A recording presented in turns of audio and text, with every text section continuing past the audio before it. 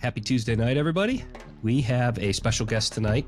Give you a couple of stats about her first, and then I think it'll be pretty evident who it is by the time I get done with this. But this lady has participated at the CrossFit Games since 2008. And that's not every other year. That's not every third year or something like that. That's every year since 2008. I count 2024 this year being number 16, which is quite an impressive record. She was the recipient of the Spirit of the Games Award in 2014, which I know she holds in high regard for what that award means. Multiple podiums, both in the individuals and on the age group side. Importantly, she's the owner of CrossFit Training Yard in Toluca Lake, California. I did a little research. I can't come up with many others, but I'm going to say that she's one of, when she steps on the floor in Birmingham later this summer, she'll be one of, if not the only one who will now have competed at 4 different venues: the Ranch in Aromas, Carson, Madison, and Birmingham, and even a trip back to the Ranch in 2016 while you were at Carson. So you name it, she's done it. We welcome Becca Voigt Miller tonight to the show. So thank you for joining us. I'm excited to be here. That can't all be accurate. Was Rick accurate in all of that research, or did he make some of that up? No, he's very accurate. That's spot on. I try. No padding of stats, no nothing. It's all. Yeah, it's my Sweet 16 this year, so that's exciting. Can you believe that? Amazing. My games experience can drive. Yeah, I know. Think about that. There are some younger athletes in the individual side on the ladies' side that might not be 20 yet. So think about when you started. Yeah, that just makes me old. Hey, wait, we're all in the same boat. Trust us. Don't worry. But thank you very much. And if you don't mind, if just want to take us back, we always like to ask everybody how they got started in the sport, or what your athletic background was before CrossFit. Because one thing is, as age group athletes, we all had a history of something before. That's the beautiful part, is we have that time on our side. So curious to hear how you got into it. Yeah, I had just finished my college career in basketball and kind of moved from Northern California to Southern California, San Diego specifically. And I was just living life, making very bad choices. And my best friend at the time that I was living with decided to go back home. And when she went back up to the Bay Area, she started to train and become a trainer at a gym that had CrossFit. And so I would go visit her from time to time. And she's like, hey, we're doing this charity event. It's a workout called Fight Gone Bad. Why don't you practice these 5 movements and come on up and just see what CrossFit's all about? You might like it. And so I did for a month, specialized in 5 movements and went up anti-specialization. Yeah. And then went up to this event and fell in love with the community. It had nothing to do with the workout. In fact, I was sore for 2 weeks after doing Fight Gone Bad with the intensity applied. And that really just kind of drove it home. But the community that was there, the gym was called FIT, and they were phenomenal. And I just was like, this is what I'm missing in my life. Basketball was part of that, the community aspect, and this is what I need to get back to. And so in 2006, I found a gym close by and started to train there, which was Valley CrossFit. The famous Valley CrossFit that we've all heard of. Oh yeah, we were. It was a little tiny. He rented. The owner rented a small little space in certain hours in a gymnastics facility. And so that's where we started. And then over time he grew and we moved out of it. But yeah, it started in a gymnastics facility, which was pretty awesome. So for just certain hours, you could go in there and then use the equipment, and then gymnastics classes and everything else were going on in those off hours, and don't expect to see any CrossFit occurring. Yeah, wow. That's right. I've not heard something like that before. That's old school. yeah, that So is as old you school. started to, I was going to ask, as you started to expand outside of the 5 movements and Fight Gone Bad, um, what take us from that to, gosh, the CrossFit Games in 2008, which was first year, right? Or was that the second year? Second. That was the I second believe, year. right? So the Yeah. first year Okay. was kind of like that small little backyard competition. But in 2008, I don't know, CrossFit released some information maybe a month or two prior to the games and said, we're going to open it up to the first 100 athletes who want to sign up. And so I remember I was with a bunch of friends in Las Vegas and, eating a late night meal, waiting for this window to open. And I signed up for my first CrossFit Games in 2008. Just like that. Yeah, it was that easy. But it worked. And that was, no, that's it. Yeah. That was at the ranch. And so you get out there, and we've all seen, was that when Jason won? Khalipa Yeah. won, right? Was Yep, that every that second? was the Okay, year so that there, Jason there won. was the movie Every Second Counts or something. I mean, it looked like this dusty ranch. It just takes you back. You think of what some of the venues can look like now and how we're doing it and everything. You're like, that's back in the day. It is back in the day, From but that event. Yeah, it's kind of cool though because it's not too far off of what it is. You go to these competitions and yeah, it was dusty, it was dirty. There was pop-up tents and you were just kind of like camping out in between events and there was caution tape that was taping the floor away from the general population. But for the most part, like I met Freddie Camacho there during that weekend and a lot of others, but it was still such a welcoming community that it was super special. And yeah, it just really drove home that I was in the right spot, doing the right thing, and I was enjoying it. So you really leaned into the getting back into something that was competitive, something that you felt like you had a home with. And then once you got a little taste of competing, is that where you said, okay, this is something that I want to pursue? Or did you just like, kind of take it month by month, year by year? That's kind of how I tackled it my entire career, just kind of see if it year works. by year. Yeah. I started to, get that bug. Even after 2008, I was like, this is cool. I did pretty decent finish wise, but we didn't know what we were doing. So it was just like, all right, that was a cool one-off. Maybe they'll do it again. But it was one of those things where just the feeling of belonging and just having fun doing it was the reason why I kept going. And then all of a sudden competition started to become a little bit more regular. I started to get friends that were also training for the same thing. So it wasn't you're just suffering by yourself. We had epic weekends all together. We didn't have much responsibilities back then. So we'd train and go eat and then train again, And so we were just having a lot of fun. And so I think that's kind of where I was kind of just playing it by ear, if you will. I still had a desk job. I was still working. And that's kind of what I've done this whole time. I've always had some sort of responsibility that I had to balance, maybe not so good at times, but yeah, just not putting all of my efforts into one thing, I think has helped me kind of keep the balance and kind of keep the longevity of this sport and keep it fun for me too. Right. We hear burnout a lot, and I think when you look back at some of the individuals that have the longer careers, you always wonder. It's something that's a question for me is like, what's worked for them? Why? How have they been able to not burn out, stay healthy, stay balanced? Everybody's different, so you found the formula that works. Yeah, I was going to ask over 16 years of competition, but and even longer than that of training in CrossFit. Along that longevity side of things, did you have any major challenges along the way? Anything that you felt like you had to overcome, or any major injuries that you had to come back from?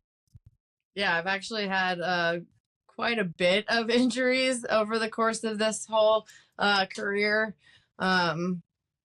A lot of people will say, oh, CrossFit's dangerous. And I'm going to just push back on that because, you know, a lot of times if I looked back at what I was doing, form was sacrificed for the movements that I was doing, the intensity that I was doing. And so, you know, while it can get a little risky, it had nothing to do with CrossFit specifically and more me and my imbalances in, you know, fitness. I had a decent knee injury. It wasn't super crazy, but I ended up getting a staph infection in 2009. And so that was something that took a little bit longer to heal. And then in 2018, I broke both my hands at the same time. And so that was another obstacle that, you know, I had to just get over. So, I mean, there's always been. You're gonna have to expand on that one. That's a big one. Both hands. And, you know, we often, when we're talking about the amount of times we've gone to the CrossFit Games, 2020 was a wash because there, you know, it was just with COVID. You probably had the benefit of some healing time or coming back time during that time. I can't imagine breaking both hands and then having a barbell in a front rack position ever again. So tell us more about that. I mean, that's a big one. Yeah, I mean, I try. It's funny because like sometimes people will come to the gym and I coach a lot. I coach regularly and people are like, oh, I'm injured. I can't do anything. You know, my doctors tell me that I need to stop. And I'm like, well, let's be real. We need to make sure that we're smart and we're not going to injure it, but we can do other things. And that's my example. Like, listen, I broke my arm, both my hands at the same time, and I was able to continue to fitness in a smart fashion. And that's something that I pride myself at my gym. I can help people with that. So I caught a clean wrong. And I caught my hands in between the barbell and my legs. And I broke my hand in one spot, and that has a plate in it. And then I had a spiral fracture of my finger. It doesn't really straighten. And I wish I had put both hands damaged down here because that was a little bit easier to heal. So I was in and out of casts for 2 years. And like Jason said, like, yeah, I'm sure that COVID slowing stuff down was helpful. It was, you know, I broke my hands. Yeah, it really was. I mean, I did break another finger in there, the same one, but I broke that one again in training. But I think that it was kind of lucky. I had expected in 2019 during the Open that I would have to scale. That was going to be, I really came to grips of like, yeah, I'm going to have to scale the Open and I'm just going to have fun doing it. And each week the Open was released, the workout was something that I could do. And I was able to kind of make it through, which was, it's still really bizarre. And even now, like Jason was saying, I don't know if I could clean again. And it's like, there's sometimes when I get heavy that I have that flash in it. I have to walk away or I just call it. So it's not worth it. But I've learned how to clean a lot better. So that was my takeaway. Learn how to do things better. I haven't broken any hands yet, and I'm just gonna knock on all the wood around here.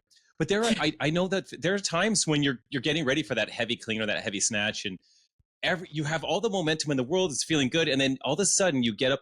Maybe it's the 5th rep of a set of 5, and every once in a while I just get this like feeling like, you know what? I was talking to a friend. I rested too long. I'm not ready to do this lift. I've already done 4 out of the 5 lifts. I think I'm going to call it. Like, I'm just going to save it. I'm not going to get worse because I didn't do this lift. And I haven't, every once I'm like, I don't think I'm going to do this heavy clean right now because I like everything intact, particularly as we get closer to the games or big qualifiers or something. I'm definitely more like, it's okay to back that off. Save it. And that's whether it's superstition or like whatever. I was supposed to go every 90 seconds and now it's been 2 minutes. Nope. I'm already cold. I'm freezing cold. I got to warm up again. No. Well, that's wild. So talk about, even with some of the members of your gym, because I think that's such a big point. I know a good friend of mine just had a tear in a bicep. So it needs some time to heal. Doesn't need surgery, but um, what kind of advice do you give someone who has an injury like that? Given your experience, like what advice do you give them to stay in the game? You have to be creative. You have to figure out ways that you can kind of continue to train. And you also need to kind of look at some like discrepancies in your body. Like if you are somebody who, obviously has really strong upper body and you injure your upper body, you have to take it as a blessing and a time to like focus on working your lower body and kind of strengthening it and getting really creative on, if you can't use your arm, how do you hold it? Like there's so many athletes out there that on a regular basis have to get creative and figure out how they're going to train and do this thing that we love so much. And it's just like having conversations, with a coach or somebody who's kind of been there, reaching out. Even on Instagram, we, kind of see people go through some of these battles, or even the adaptive athletes that have this experience. It's like reaching out and just saying like, how do you work around this? And really leaning into other people who are more knowledgeable and not just saying like, oh, everything's gone and I can just give up for a couple of weeks, because that's just not going to help your mental aspect of your life anyways. So it's really just, if anyone ever needs any advice on any of it, like I love scaling. I think scaling is such a important piece of this journey for all different levels of athletes. In our gym, scaling is not negative. It's more people will scale, and it's great. It's like, this is the stimulus of the workout. Now meet it. So it's just figuring out and just not getting overwhelmed with what you can't do. It's just figuring out things and being willing to try different things and, scouring the internet for ideas as well. Well, I wanted to go back a little bit, but while you're on that, I guess I need to ask, well, we can see over your shoulder. First of all, there's a lot of camaraderie back there. There's a lot of congratulations going on for him on the bike, but for your affiliate, now tell us, the main question was, do you do your own programming for the affiliate? That was one question, but how long have you, it's been a number of years now, hasn't it, that you've had the training yard? We've this will be our 10th year at this location. 10th year. The building behind me is actually our newest building. So we have 3 buildings on this lot, which makes it really unique in Los Angeles. So we have opportunities for our athletes, if they need to, have open gym from 6 a.m. to 8 p.m., which will not distract any of the classes. So it makes it really cool. But yeah, I forgot do I do my programming? Yeah, I do the programming at Training Yard. You do? Okay. Yeah, absolutely. And it's one of those things where like, there's great programs out there for affiliates, but there's equipment, problems, or people have, missing pieces of equipment. Then you have to already do your own programming or change things around, and it makes it really challenging. And then also, like, I have the finger on the pulse. I coach a lot of classes, at least 2 or 3 a day. And so if the population as a whole is too sore because of few workouts, or I can change the programming leading up into the weekend or whatever, so that they're getting the most well-rounded programming that there is, and they're not feeling so beat up. And so I feel like that makes it really unique.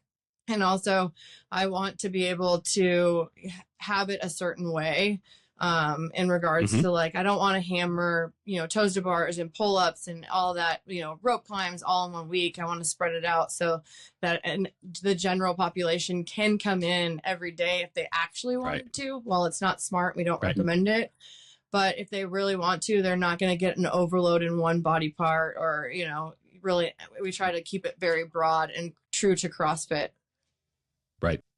Well, I think, and that probably spells out in the number of members and the longevity of members and the community that they feel that it's something that they want to go to. They know what they're getting. And boy, all the training programs out there that are just open up the app and slap it onto your affiliate, that's helpful and it's time saving. And I know there's arguments both ways, but you describing it as having your finger on the pulse of your population does mean more, and it allows you to craft it just that much. Yeah, and I think that because I've been better for them. Yeah, well, also I've been in the game for a really long time. I understand how to program, and these programmings like Cat Plan on CrossFit is extremely valuable for some of those newer individuals owning an affiliate or still trying to figure out how to beautifully orchestrate a nice program. And it gives you an opportunity to really learn that. And so there is a lot of value in it. And I'm not against it at all, but it's just one of those things where, if I don't have a bunch of GHDs, then now I have to figure out how I'm going to change it or change the whole programming as a whole. And it's like, well, then what's going to happen in the next few days, and how is it going to, challenge it in the next few weeks? And so since I can make those changes, more time changing. Yeah. Yeah, exactly. Yeah. And I also really focus on, for me, and this is a lot of gyms, but I also focus on the warm-ups. Our warm-ups are leading into the workout. So it gives me an opportunity to warm people up. We do mobility in every single class, and we make sure that we're really trying to be really mindful that individuals that are coming to the gym may not have 5 extra minutes to do mobility that they need. So at least I know that what we need for this workout will be enough for them to get a little bit of mobility rather than skipping it altogether. Good call. What does a typical day of training look like for you? For me, I am able to train for the most part in the middle of the day. That's when we don't have any classes from like 1 to 4. So I will be either wrapping up classes or coming back from getting breakfast.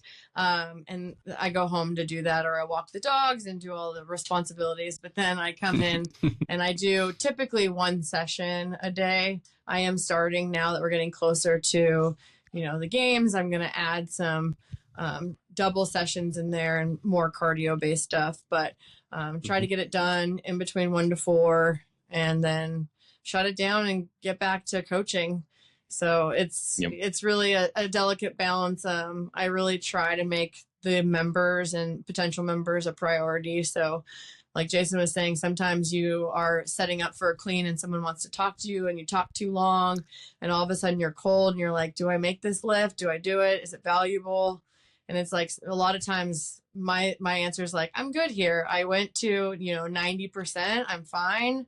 And then I'm not going to do anything stupid that's going to risk me hurting myself. And I really try to cherish that because, the conversations I have are valuable with individuals, whether it's they're just inquiring about the gym or, somebody just wants to say hi and ask me how my day was.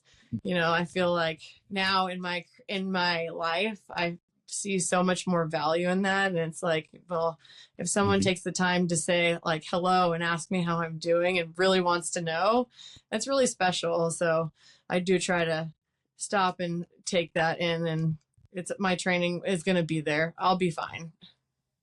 Has your Becca, oh, go ahead. Oh, sorry. I was just going to say, I've owned an affiliate. There's a lot of our listeners that own affiliates and train and compete. It's when you are training for a couple of hours in a session, maybe doing a second session, coaching 2, 3, 4 classes a day.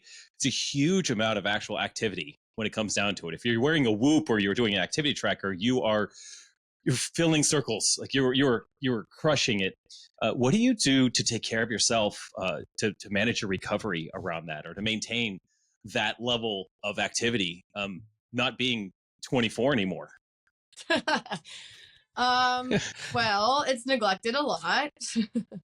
I'm not gonna lie, it's definitely been probably the biggest challenge of my career, really.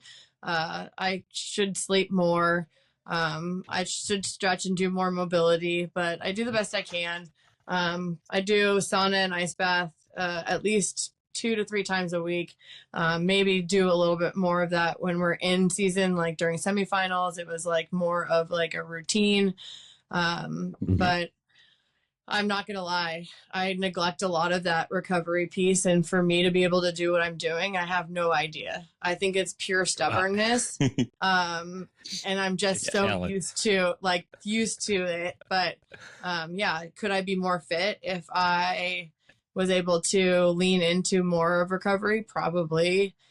Could I hit some goals that I want? Yeah. Is it something that I'm trying to find balance in? Absolutely, but I definitely We fall all short. are. Yeah. We all are. So it's hard. You mentioned in there, I'd hit some goals that I want. And given the immense amount that you've accomplished as an affiliate owner, as a games competitor, what do the goals look like for you at this stage? What do goals look like? Do the goals look like standing on the podium or making it to the games, for the next 10 years in a row? Like what are Becca Voigt Miller's goals? Curious.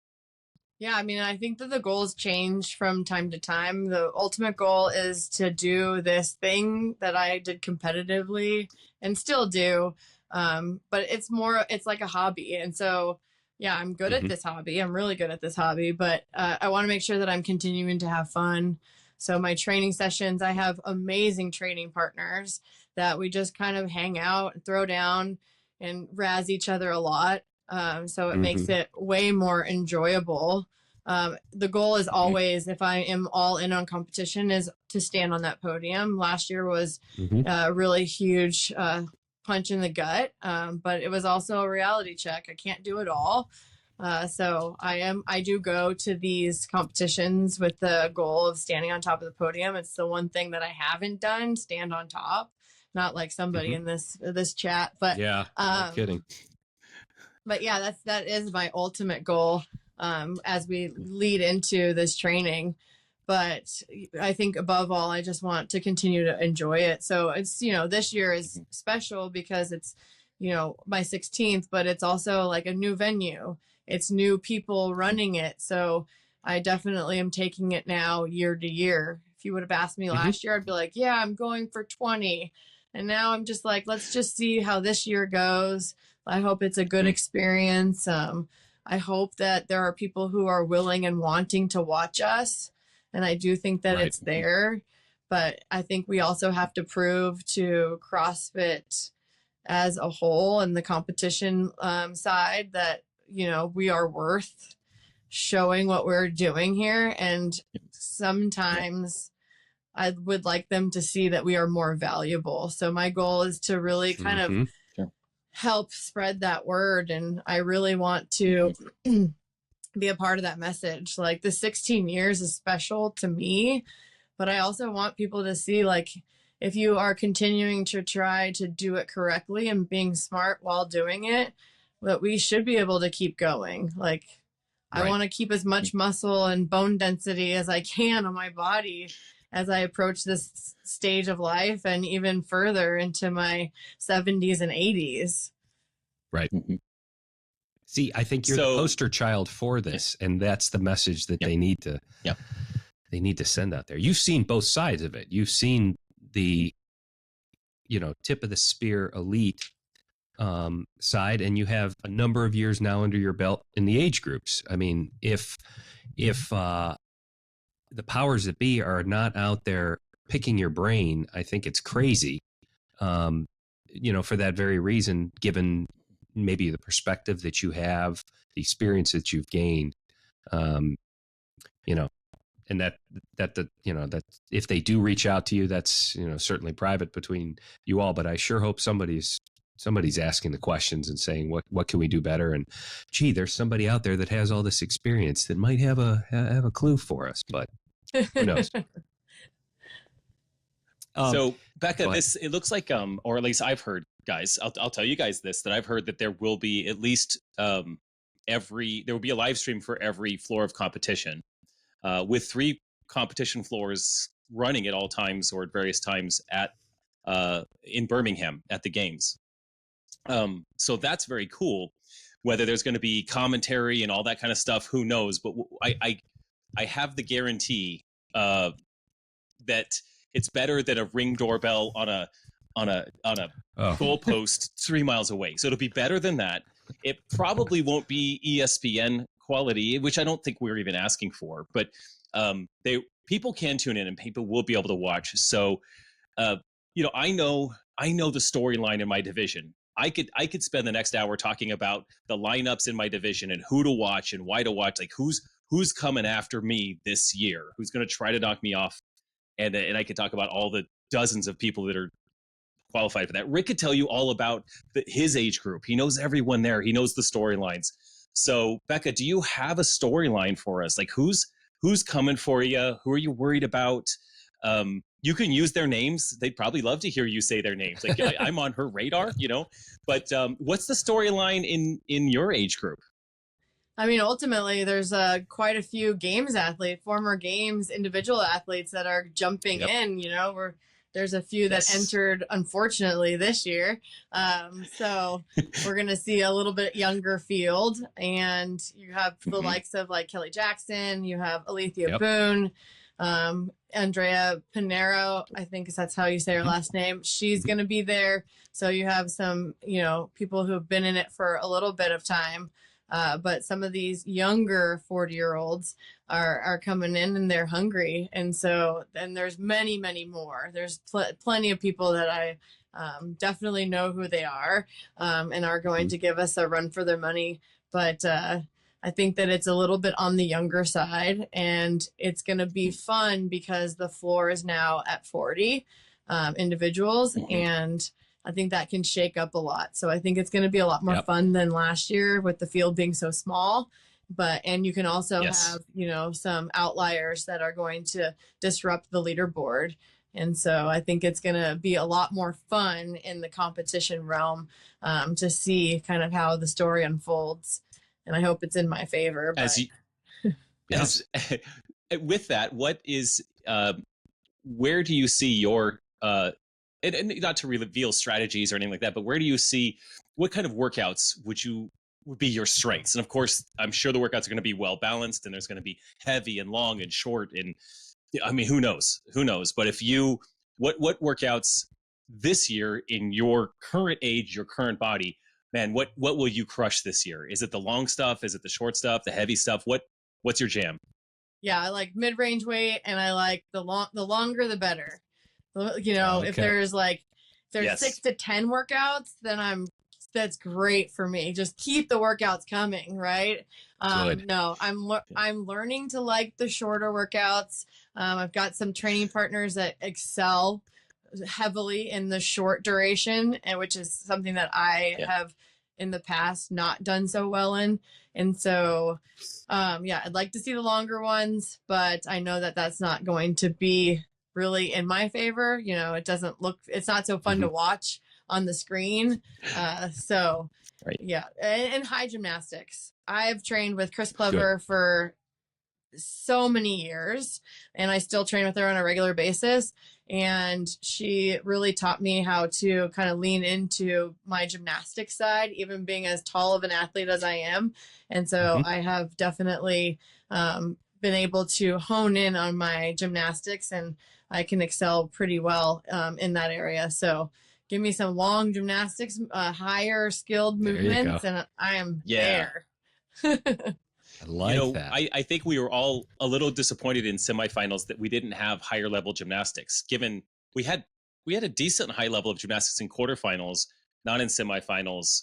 But I think at least the three of us, because I know Rick enjoys gymnastics as well. All three of us are ready. Like, give us some fun. Like, give us some stuff.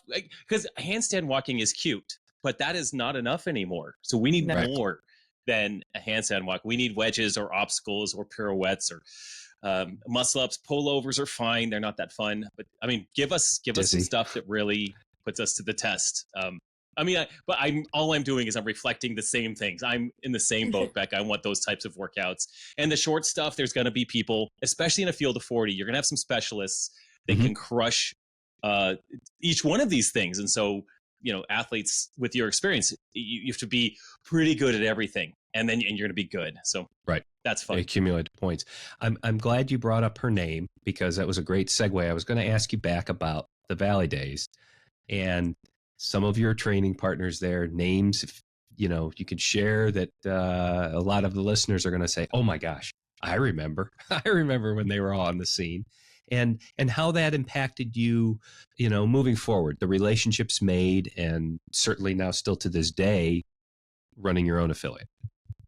Yeah, I mean, it's something very special that we had back then. And Chris Clever, like I said, she's here on a daily basis. She trains with me and hangs out. She has always been near and dear to my heart. Katie Hogan is also one of my best friends, even though we're far apart from each other. She's in Northern California and I'm down here in Southern California, but we are constantly, touching base with each other. And I think it's that shared suffering that we endured together back then that really has kept this bond super strong. Man, those training sessions were great because we were all such different athletes, And so we had, Katie was so strong and still is super strong. And so she would push me to be stronger and like do things that I didn't think I could do. And I try to get as close to her as possible. And then Chris Clever is probably one of the most well-rounded athletes that you will meet. Yeah, remember and so her. trying to keep up with her speed was also something that, you had to kind of push. So we were always grinding hard. A lot of people talk about, I don't compete every day. Well, that's what we did. We competed every day. Right. Probably wasn't the healthiest, but that's really how we moved the needle for us and really became so dominant back then. I think when, as the sport was growing and we didn't know as much about the, how many times a week to really push it, you were just able to make great gains because, you were figuring it out as it went along. You're right. I don't think now where we're all at, is it sensible to redline or get as close to that as possible multiple times a week? Still a lot of talk that says that's not the best thing for you for longevity. But when you were, making gains there with that crew, probably the right idea. Yeah. Yeah. I was going to say, looking back, you talked a little bit how you're training now. If you could give, just say 10 years ago, advice to yourself, what would you do differently? 2013, 2014, Becca, versus how you've learned yourself to be as an athlete in recovery. And no, I was going to say, I don't really regret many things. That's right. With my training, I think that I honestly learned so much and I'm here now because of all of that. And that's kind of how I've tackled my entire life. There's some things that are less than ideal and, I've been able to learn from it and grow from it. I think that the one thing that I would tell myself is to try to learn how to satisfy your sponsors better.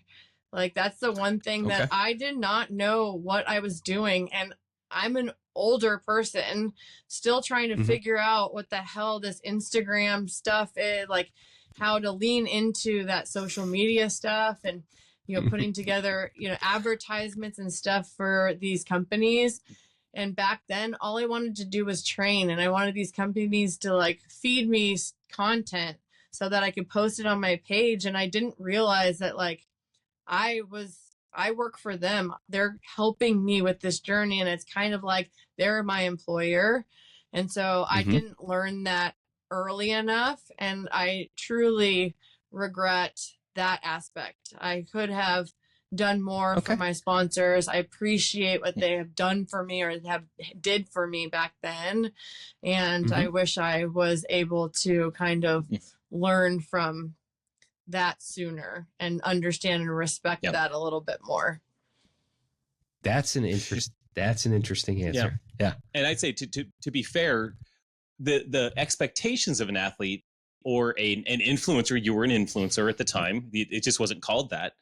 The expectations were never like, well, I don't know this, but now they're very clear.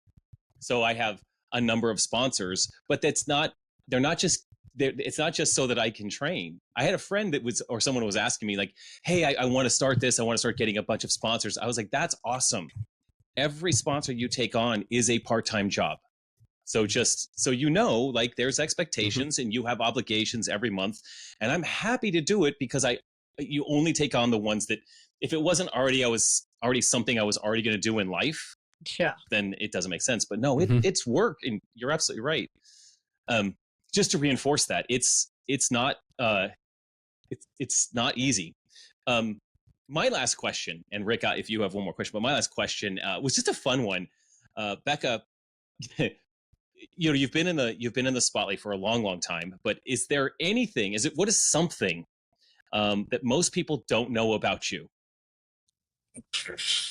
Something that people don't know about me. I run my life in tangents, and so sometimes talking with me can go all over. Okay.